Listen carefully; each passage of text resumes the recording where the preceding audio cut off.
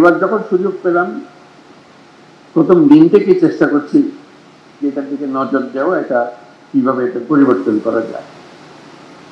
তার জন্য প্রথম দায়িত্ব দিলাম লুৎফে সিদ্দিকীকে, যেটা তোমার দায়িত্ব, যেমনি পারো মারিয়ে ধরে যাই করে পারো এটাকে সোজা করতে হবে, এটাকে একটা সত্যিকার বন্দর হিসেবে তৈরি করতে হবে। আমরা খুবই ইমপ্রেস যে যেগুলো ছবি দেখালো, ভালো লাগে, গর্ব লাগে যেটা বল। কিন্তু দুনিয়া তো এখানে আটকে নাই, দুনিয়ার থেকে বহু দূর চলে গেছে। দেখার সময় মনে হলো যে এটাকে স্প্লিট স্ক্রিন হলে ভালো হতো। এক পাশে আমরা চট্টগ্রাম বন্দর বর্তমান এবং বিশ্ব বর্তমান পাশাপাশি দেখলে তখন বোঝা যেত যে আমাদের দূরত্বটা কোথায়। আমরা অনেক পিছিয়ে, এবং এই পিছিয়ে থাকার জন্য খুব বেশি দুঃখ দেখি না কারো। না ছোটখাটো জিনিস নিয়ে ঝগড়া করে, এখানে গোলমাল ওখানে গোলমাল। সার্বিকভাবে যেটা বিরাট পরিবর্তন দরকার, এটা কারো খুব গরজ আছে বলে মনে হয়। তো সেই জন্যই খেলাখেলি করছিলাম, বারে বারে লুৎফেকে পাঠাচ্ছিলাম। তো জামানের সঙ্গে পরিচয় হয়ে তার সম্বন্ধে রিয়াজ মেলার জামান চেয়ারম্যান সাহেব, তার কথা শুনে একটু আশ্বস্ত হলাম যে একটা লোক আছে পেছনে লেগে আছে। তো আমাদের দরকার হলো তার একটু সাহায্য করা। তারপর সাকাওয়াতকে বললাম যে আমি এক করতে শুনতে চাই না, সব এটার পেছনে থাকো, এটা অমুক তারিখের মধ্যে এগুলো সব দিয়ে দিতে হবে বন্দর ব্যবস্থাপনার যারা পৃথিবীর সেরা যারা, তাদের হাতে দিয়ে দিতে হবে যেভাবেই হোক। মানুষ যদি রাজি না থাকে তাদেরকে রাজি করাতে হবে, মানুষকে রাজি করে করার দরকার নেই, রাজি করেই করতে হবে। এমন এমন একটা বিষয়, এটা পুরো জিনিসটা শুনলে রাজি হওয়ার কোনো কারণ নেই, সবাই চায় এটা ভালো হোক। না বুঝার কারণে কেমন যে না আমাদের ক্ষতি হবে, ওইটা হলে ভালো হবে না, ওটা তো আমাদের ছিল, খেতে কেন দিচ্ছেন, এসব কথা আছে। যখন দেখবো যে না এটা সবার জন্য ভালো হবে, তাহলে আমার আপত্তি নেই। আসার আগে আবার পাঠালাম আশিককে, যাওয়া একটু ব্যাখ্যা করা সবার সাথে যে আমরা কি করতে চাচ্ছি, কেন চাচ্ছি। সেও চেষ্টা করল। আমার এই চিন্তাটার কারণটা হলো বাংলাদেশের অর্থনীতি যদি পাল্টাতে হয়, পাল্টাতে হবে, হয় অবকাশ নেই, আমাদেরকে পাল্টাতে হবে। কারণ চট্টগ্রাম বন্দর হলো ভরসা। এটাকে বাদ দিয়ে বাংলাদেশের অর্থনীতি নতুন কোনো পাতায়, নতুন কোনো অধ্যায়ে প্রবেশ করার কোনো সুযোগ নেই। এই পথ খুলে দিলে বাংলাদেশের অর্থনীতির পথ খোলে। এই পথ না খুললে বাংলাদেশের অর্থনীতি যতই লাফালাফি করো, ঝাপাঝাপি করো, কিছু হবে না। তুমি একজনকে বোঝাচ্ছিলাম যেটা কেন আমি এরকম মনে করছি। আমাদের চট্টগ্রাম বন্দরটা হলো বাংলাদেশের অর্থনীতির হৃৎপিণ্ড। এই হৃৎপিণ্ড যদি দুর্বল হয়, তুমি ডাক্তার বৈদ্য সবকিছু আনো, মেরামত হবে, কিন্তু চলে না। ছোট্ট একটা হৃৎপিণ্ড, তার মধ্যে হলো রোগাক্রান্ত।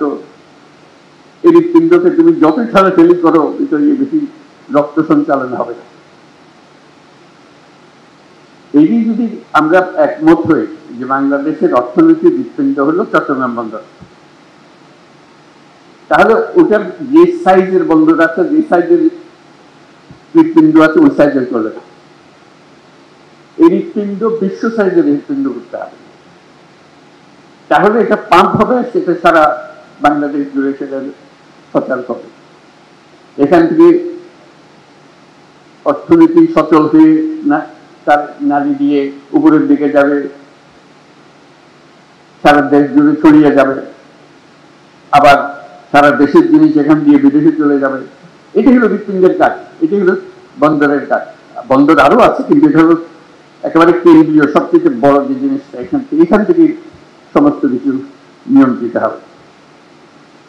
কাজে আমরা বললাম যে পৃথিবীর সারা বন্দর ব্যবস্থাপক যারা আছে তাদেরকে ডাকো। দেখলাম যে আগেই ডাকা হয়ে গেছে, কিন্তু কাজটা হচ্ছে না। আমি বারে বারে সবার কাছে আবেদন করছি, এটা তাড়াতাড়ি করে হবে। যত দিন যাবে আমরা এই হৃৎপিণ্ডকে আর ওইভাবে স্থাপন করতে পারবো না। আমাদের যে সুযোগ আছে এই সুযোগে আমরা হৃৎপিণ্ডকে ওই সাইজে, যে সাইজে আমরা কল্পনা করি বাংলাদেশের অর্থনীতি দাঁড়াবে, বাংলাদেশের ভবিষ্যৎ পরিবর্তন হয়ে যাবে, এটা পরিবর্তন না করে বাংলাদেশের কোনো অর্থনৈতিক পরিবর্তন সম্ভব না। কাজে আমাদের কাছে এটা পেছনে যেতে হবে। এবং তার সঙ্গে আবার যোগ করলাম, এটা শুধু হৃৎপিণ্ড বাংলাদেশের জন্য না, আশেপাশের দেশগুলোর সঙ্গে সংযুক্ত। যে কারণে নেপালের কথা বললাম, ভুটানের কথা বললাম, সেভেন সিস্টার্সের কথা বললাম, সবার জন্য হৃৎপিণ্ড একটাই। নেপালের জন্য হৃৎপিণ্ডই নেই, কাজে আমাদের হৃৎপিণ্ড দিয়ে তাকে চালতে হবে। আমরা তাকে সেই সংযুক্ত করতে চাই, এটা আমাদেরও লাভ, তাদেরও লাভ, আমাদেরও লাভ। এটা এমন নয় যে তাদের মেহেরবানি করি, মেহেরবানির বিষয় না। এই হৃৎপিণ্ড যদি সংযুক্ত হয় সেও লাভবান হবে, আমরাও লাভবান হব। ভুটান যদি এটার সঙ্গে সংযুক্ত হয় সেও লাভবান হবে, আমরাও লাভবান হব। সেভেন সিস্টার যদি এটার সঙ্গে সংযুক্ত হয় তারা লাভবান হবে, আমরাও লাভবান হব। এই হৃৎপিণ্ডকে বাদ দিয়ে চললে যারা এটাতে বাদ দেবে তারা ক্ষতিগ্রস্ত হবে। রক্ত সঞ্চালন হবে না সেখানে, অর্থনৈতিক সঞ্চালন হবে না সেখানে। এটা আমাদের কারো কাম্য না, তাদেরও কাম্য না, আমাদেরও কাম্য না। আমরা চাইতে সবাই মিলে আমরা এই বন্দর থেকে এই সঞ্চালনটা পাই,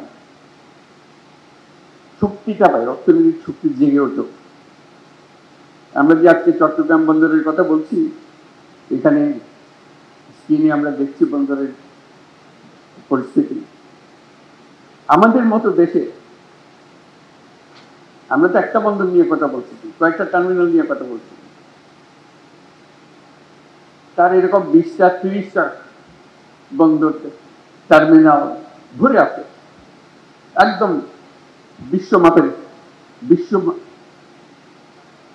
সাইজে বন্দর এগুলো। সেখান থেকে তাকালে আমাদের কি খুব ক্ষীণ মনে হয়। এই হৃৎপিণ্ড দিয়ে তো রোগী বেশি দিন টিকবে না, টেকানো যাবে না। কাজে এটাকে শক্তিশালী করতে হবে, এমন শক্তিশালী করতে ক্রমাগত ভাবে এটা শক্তিশালী করতে হবে। একবার শক্তিশালী করে দিয়ে ওখানে চিটান দিয়ে হবে না। তো সেখানেই আছে আমাদের চ্যালেঞ্জ। যে টিমের কথা বললাম আমরা, লুৎফে, সাকাওয়াত, আসিফকে ওর মধ্যে ঢুকালাম, আর যারা এখানে বন্দর কর্তৃপক্ষ, চেয়ারম্যান, তারা সবাই মিলে একটা বড় টিম, যেটা এই পরিবর্তনকে সম্ভব করে। মাঝে মাঝে প্রশ্ন শুনি যে বিদেশিকে দিয়ে দেওয়া হচ্ছে। আপনারা ইন্ডিয়াতে স্বাস্থ্যের জন্য যান না, দলে দলে যান, যখন বন্ধ করে দিয়ে যে হাহাকার করছে কেন যেতে দিচ্ছে না? যেদিকে আমরা এখানে স্বাস্থ্য নাই, স্বাস্থ্যের জন্য শুধু যান। কাগজল চলে দেখা যায় নেতারা সিঙ্গাপুরের চিকিৎসার জন্য যাচ্ছে, ব্যাংককে চিকিৎসার জন্য যাচ্ছে, কিন্তু বন্দর না, না এখানে আর কেউ আসতে পারে না। ভাই আমাদের চিকিৎসা দরকার, তো এই হৃৎপিণ্ডের চিকিৎসার দরকার, তাহলে বিদেশি ডাক্তার আনতে হবে, তো উপায় নাই আমাদের। আমাদেরকে সবচেয়ে সেরা চিকিৎসক এটার পেছনে দিতে হবে, যাতে এই হৃৎপিণ্ড বিরাট আকারে আমাদের বানিয়ে দিতে পারে, কোনো সমস্যা যেন আমাদের না হয় কোনো কাজ। এই হৃৎপিণ্ড ক্রমাগত মজবুত হবে, ক্রমাগত শক্তিশালী হবে, ক্রমাগত বৃহত্তর হবে। সেটার নামই তো হলো জাতি।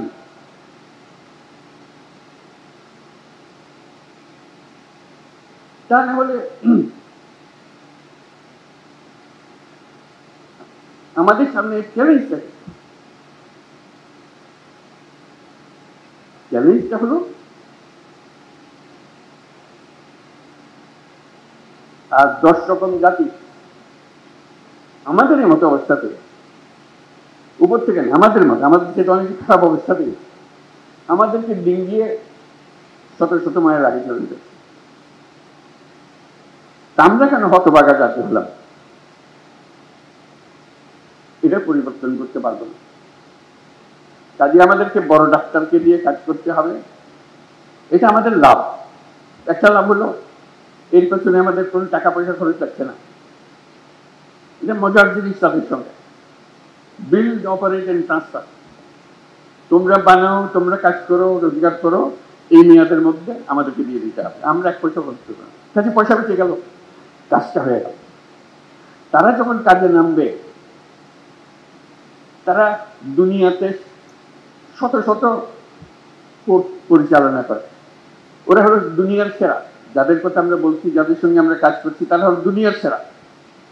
যেগুলো বন্দরে যান তাদের মাথা দেখবে, এই যে এখানে বসে আশেপাশে। কাজে তারা যখন একটা বন্দরের দায়িত্ব নেয়, তারা আমাদের মতো করে বানাবে না। তারা যে পর্যায়ে বন্দর চালায় দুনিয়াতে, কারণ এটা তাদের বন্দর। লিজ যখন দিয়েছি, তারা যখন বানাচ্ছে, এটা তাদের বন্দর, তাদেরকে রোজগার করে টাকাটা উঠাতে হবে। তারা তাদের সেই প্রযুক্তি দিয়ে এটাকে বানাবে। কথাটা এখানে শেষ হলো না যে তাদের প্রযুক্তি দিয়ে বানাবে। তারা আগে যত টার্মিনাল বানিয়েছে, বন্দর বানিয়েছে, যেখানে যেখানে বানিয়েছে, তাদের অভিজ্ঞতা হয়েছে। তাদের সেই সর্বশেষ প্রযুক্তি, সর্বশেষ অভিজ্ঞতা এখানে আনবে। যখন শুরু করেছিল তখনকার অভিজ্ঞতা না, যখন এখন যেটা করছে যে এই বন্দরে আমরা এমন করবো যাতে টাকাটা তাড়াতাড়ি তুলতে পারি, আরো বেশি টাকা উঠাতে পারি, এটা আমাদের লাভ। তোমরা যন্ত্রটা বানিয়ে দিয়ে গেলে, আমরা এটা চালাবো এখান থেকে, তোমাদের মেয়াদ যখন শেষ হয়ে যাবে। আমাদের টাকা লাগলো না, আমাদের অভিজ্ঞতা লাগলো না, তাদের অভিজ্ঞতা দিয়ে শুরু হলো। আমরা প্রযুক্তির শেষ মাথা থেকে শুরু করলাম, উচ্চতম শীর্ষ থেকে শুরু করলাম, সেটুকু আমরা পেলাম। যখন সবাই হা হা করে, আমাদের সব চাকরি চলে গেল,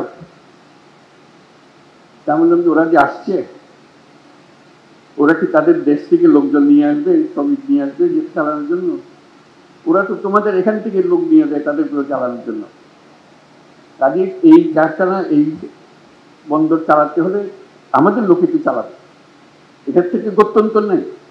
কারণ আমাদের লোকে শিখিয়ে দিলে খুব সহজে সে শিখে ফেলে, তার লাভ, খরচ কম। চিন্তা করো, এক ইউরোপ থেকে শ্রমিক এনে যদি আমাদের বন্দর চালাইতে হয়, ওই ব্যবসা লাভ উঠবে। এখানকার মানুষ দিয়ে তাকে চালাতে হবে যদি বন্দর চালাতে হয়। বলছে তারা তো যন্ত্রপাতি এনে ফেলবে, কম লাগবে, ঠিক কথা, কিন্তু বন্দরও তো বড় হবে, ক্যাপাসিটিও বড় হবে। কাজে যেখানে একজন লাগতো, এখন বন্দর বড় হওয়ার ক্ষেত্রে 5 জন লাগবে। প্রযুক্তি সত্ত্বেও সেটা রয়েছে। আমার দৃষ্টি সেটা না, সেই যুক্তিকে আমি বলি না যে হ্যাঁ চুক্তি। আমি বলি যে যদি 5 বছর লাগে, আজকে কন্ট্রাক্ট দিয়ে দিলাম, শুরু করে দিলাম, 5 বছর লাগবে ওটাকে বন্দর হিসেবে পরিচালনা করতে। ধরলাম 30 সাল, 30, 31, 5 বছর। 5 বছর পরে তারা কাজ শুরু করলো সত্যিকার। এর মধ্যে কাজ শুরু হবে, কিন্তু সত্যিকার ফুল স্পিডে কাজ শুরু করলো। ইতিমধ্যে যারা তাদের সঙ্গে কাজ করলো, আমাদের লোকজন যারা কাজ করলো, তারা কিন্তু অভিজ্ঞ হতে আরম্ভ করেছে। ক্রমে ক্রমে তাদের উপরে ভরসা করবে। এর পরবর্তী 5 বছরে আমি একেবারে গ্যারান্টি দিয়ে বলতে পারি, যদি 31 সালে তারা কর্মক্ষম হয়ে যায়, চালু হয়ে যায় সবকিছু, আর 5 বছর 36 সালের মধ্যে পৃথিবীর যত দেশে যত বন্দর তারা চালায়, এই সমস্ত টপ কোম্পানিগুলো, তাদের বহু জায়গাতে বাংলাদেশিরাই পরিচালনা করবে। এখান থেকে এত এক্সপার্ট হয়ে গেছে, ওরা যেহেতু তোমরা চলে যাবে সস্তা, তাড়াতাড়ি শিখে, বেশি হামলা উদ্যোগ করে না, এবং তাদের বুঝে নেওয়ার ক্ষমতা সাংঘাতিক। দেখবে যে বন্দরে পা দাও, পরিচালনা কি হচ্ছে, ও তো বাংলাদেশি ডিরেক্টর আমাদের, ও বাংলাদেশি সেখান থেকে গিয়েছে, কোথা থেকে এসছে, ও চট্টগ্রাম বন্দর থেকে এসছে। চাকরি কমবে না চাকরি বাড়বে? আমরা বুঝতে চাই না। মানুষ তার নিজের প্রয়োজনেই এটা করবে। আমাকে দরখাস্ত নিয়ে ঘুরতে হবে না, সে সাজবে যে চলো তোমাকে অমুক জায়গাটা পাঠিয়ে দিচ্ছি, তুমি পরিবার নিয়ে চলো, তুমি আমার বন্দরে এই কাজটা করো। তুমি এখানে খুব ভালো কাজ করেছো। তো যে জায়গাটা খালি হবে সেখানে আরেক বাংলাদেশি আরেকজন হবে, সে দেশ সেখানে সুবিধা করতে পারবে না, কেন এরা চটপট শিখে ফেলতেছে। কাজে বিরাট একটা সুযোগ আমাদের। আমরা আগে যে কোনো জাহাজে চড়ি, জাহাজের নাবিক হলো কোথায়, চাঁদিয়ার নাবিক, সিলেটি নাবিক, এটা আমরা সবসময় জানি। পরে এখন দেখা যাবে যেই বন্দরে নামি, বন্দর পরিচালনায় সব বাংলাদেশি, চাঁদিয়া, নোয়াখালীরা, বরিশালীরা, যত কথা সব আমাদের দেশে। এটা ছাড়া উপায় নেই তো। আমাদের সেই ক্ষমতা আছে, সেটাকে অবজ্ঞা করে আমরা পাশ কাটিয়ে চলে গেলে আমাদের কপালে আমরা দুঃখ দিলাম। তো সেটাই আমাদের পরিবর্তন। আমরা চাই যে তাড়াতাড়ি কাজটা হোক। সবার কাছে অনুরোধ, সবাই চট্টগ্রাম বন্দরের যে টিম আছে, রিয়ার এডমিরাল জামান, তার পেছনে আমরা দাঁড়াই। আপনি কি করতে চান আমাদেরকে বলেন, আমরা এই আপনার দলে শরিক হলাম। এই চট্টগ্রাম বন্দর সেরা বন্দর হিসেবে আমরা রাখবো। এই জন্য এটা সেরা না হলে বাংলাদেশের অর্থনীতি ছাড়া হবে না, এই কথাটা আমাদেরকে সবাইকে বুঝতে হবে এবং তড়িৎ সিদ্ধান্তগুলো নিতে হবে, যাতে করে আমরা ওই যে 36 সালের কথা বললাম, যেখানে বাংলাদেশের পৃথিবীর বন্দরগুলো চালাবে, সেই দিনের আমরা অপেক্ষায় থাকলাম।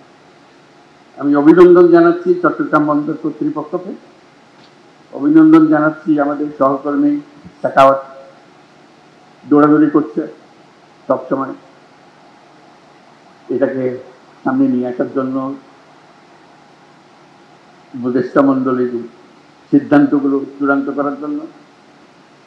আর যারা লুৎফে, আশিক ও অন্যান্য যারা এর পেছনে শ্রম দিচ্ছে, যাতে কি লোকজনকে বোঝানো যায়, তাড়াতাড়ি অগ্রসর হওয়া যায়। আজকে এখানে দাঁড়িয়ে আমার খুব ভালো লাগলো কথাবার্তাগুলো শুনে, এবং আমি বিশ্বাস করি আমরা যদি দ্রুত চুক্তিগুলো শুরু করে ফেলতে পারি, কাজগুলো শুরু করে করতে হবে। অনেক দিন হয়ে গেল, গত হয়ে গেছে, আমাদের আর অপেক্ষা করার সুযোগ নেই। আমাদের যতদিন অপেক্ষা করবো আমাদের এই হৃৎপিণ্ড এত চাপ পড়বে যে একদিন কলাপস করে যাবে, পারবে না, সহ্য করতে পারবে না। তার থেকে এই অবস্থাতে আমরা ডাক্তারদের হাতে ছেড়ে দিই, তারা আমাদেরকে বানিয়ে দেখাক, আমরা তাদের কাছে শিখে নিই, বুঝে নিই, যাতে করে যেটুকু আমরা পেয়েছি তার থেকে অনেক বহুগুণ বেশি ভালো করতে পারি।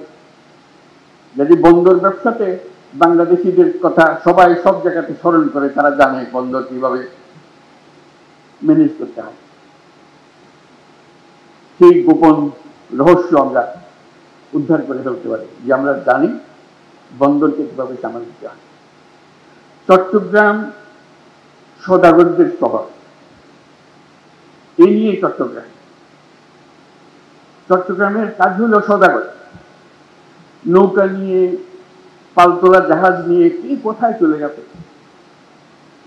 এখানে ভিড়িয়েছে। তার আগে এসেছিল আরবরা, এসেছিল পর্তুগিজরা, এসেছিল, কিন্তু বাংলাদেশে চার লোকই এই বৃত্তি হিসেবে নিয়েছে সদাগরি। তারা ব্যবসা চেনে। চাকরির কথা বললে চাকরি কেন করবে, বুঝতে পারে না তারা চাকরির কথা বলে। লেখাপড়া করে, কি জন্য লেখাপড়া করবে, ও চাকরি করবে, চাকরি করে করবে। আমি তো দোকানে বসে দিয়েছি তাদের, আমাদের বাবা মারা আমাদেরকে দোকানে বসে দিয়েছি, আমিও দোকানে বসছি। তারা চিন্তা করেন যে চাকরি বলে একটা জিনিস হতে পারে, তারা সদাগর। তারা দেশ বিদেশে যাবে, ব্যবসা করবে, যার ছোট জাহাজ, সে ছোট জাহাজ দিয়ে চলে। ছোটবেলায় দেখছি জাহাজ আসতেছে, মাল ভর্তি হয়ে, বিশেষ করে ধান, চাল এগুলো আনতো, বার্মা থেকে আনতো, খালের ভেতরে, পাশের বাড়ির খালের মধ্যে এসছে। এইগুলো আমাদের, তা আমাদের রক্ত হলো সদাগরের রক্ত। আর চট্টগ্রাম হলো সেই সদাগরের পীঠভূমি। এটা ছেড়ে দিলে, এদের হাতে ছেড়ে দিলে দেখবে এটা শুধু চট্টগ্রাম বা বাংলাদেশ না, সারা দুনিয়াতে সেটা তারা করে দেখাবে। নোয়াখালীর লোক, সিলেটের লোক, আজকে সিলেটের মানুষ বিলাতে গিয়ে হলো কেমনে, ওই জাহাজে করে চলে গেছে, রান্না করেছে, ওখানে আগুন দিয়েছে, এই করতে করতে চলে গেছে, সারা দুনিয়াতে ছড়িয়ে গেছে।